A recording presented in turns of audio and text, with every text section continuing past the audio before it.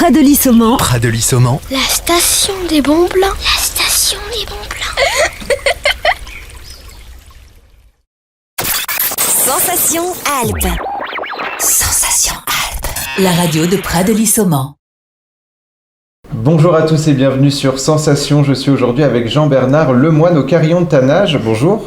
Bonjour à vous. Alors Jean-Bernard Lemoine, vous êtes président de l'association des carillons Auvergne-Rhône-Alpes. Le carillon de Tannage a été créé en 1939. Il est aujourd'hui considéré comme le plus grand carillon du département.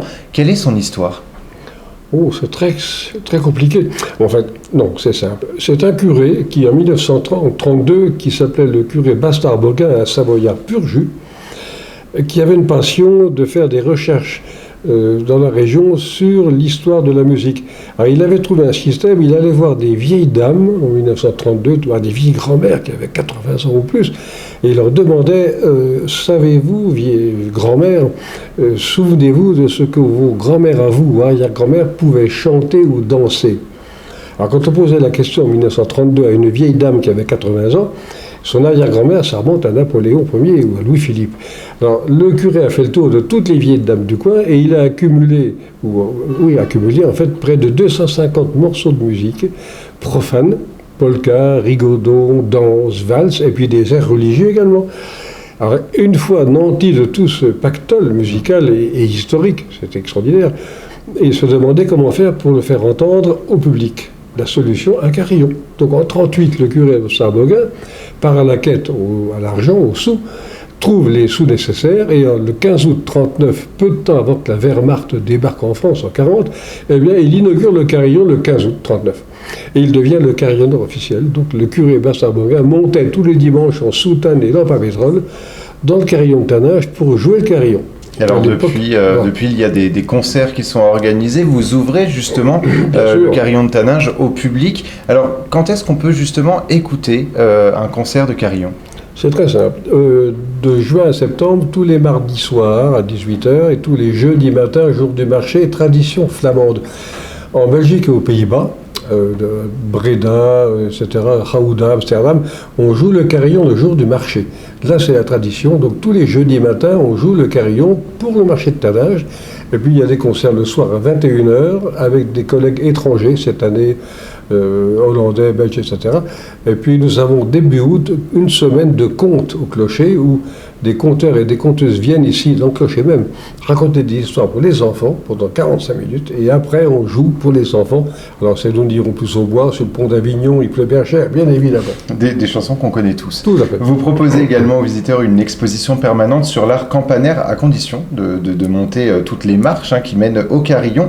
Est-ce que vous pouvez nous parler de cette exposition ? Bien, elle permet de découvrir en fait l'histoire de l'art de la cloche. L'art de la cloche, c'est la Chine, il y a 4000 ans, 4500 ans, tout est parti de la Chine. Comme il y a beaucoup de choses, les feux d'artifice, la brouette, les billets de banque, les Chinois ont tout inventé. Donc on fait découvrir au public, il y a l'histoire de la cloche au travers des siècles, et puis également la fabrication des cloches, les fondeurs de cloches, savoir comment on fait une cloche, etc. etc. Donc c'est un parcours initiatique en fait dans le domaine campanaire, et ça permet de s'apercevoir qu'une cloche n'est pas toujours un instrument, comme disent certains, pour les curés, non, mais c'est un instrument aussi très laïque et très démocratique, puisque quand on joue le carillon de Tannage, on le joue pour 5, 6, 7 000 personnes, qui d'ailleurs n'ont rien demandé à personne, donc il faut être très vigilant et bien jouer pour faire plaisir au public. Et alors vous êtes vous-même carillonniste, qu'est-ce qui vous a donné envie de devenir carillonniste ?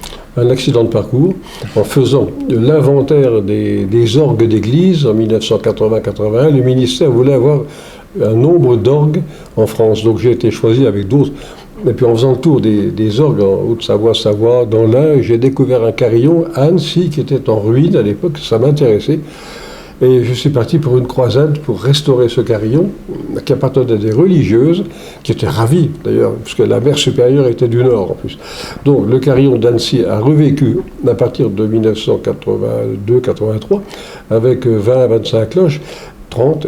Ensuite, je suis devenu carillonneur de Lyon, parce que mon collègue carillonneur était mort, en fait. Et puis, en allant à Tannage découvrir aussi s'il y avait un orgue ou pas, j'ai découvert le carillon de Tannage, qui était aussi dans un état pitoyable. Et la commune a fait un geste fabuleux. Ils ont compris l'atout de ce carillon. En fait. On peut dire que c'est une passion Une pour vous, passion. finalement, le carillon. Ah oui, c'est grâce à la ville de Lyon, il faut le dire, à l'époque où Michel Noir était maire de Lyon et Michel Noir était musicien. J'ai réussi à faire passer le carillon de 20 à 65 cloches, c'est un des plus grands en France.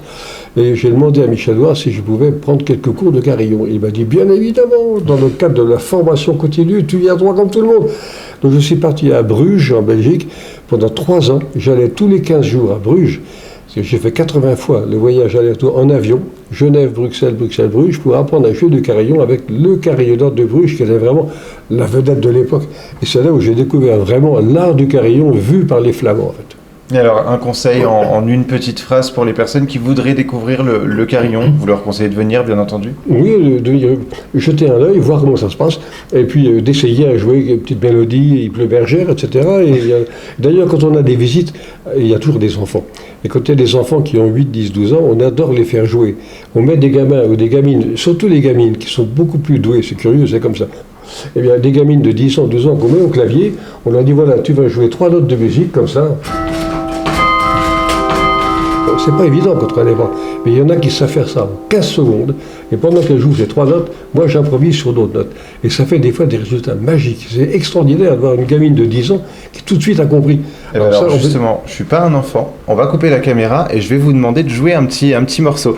Merci beaucoup Jean-Bernard Lemoine d'avoir été avec nous, et vous pouvez retrouver cette émission en podcast audio et vidéo sur notre site et application ou sur notre chaîne YouTube. Près de Lissoman. La station des bons plans. La station des bons plans.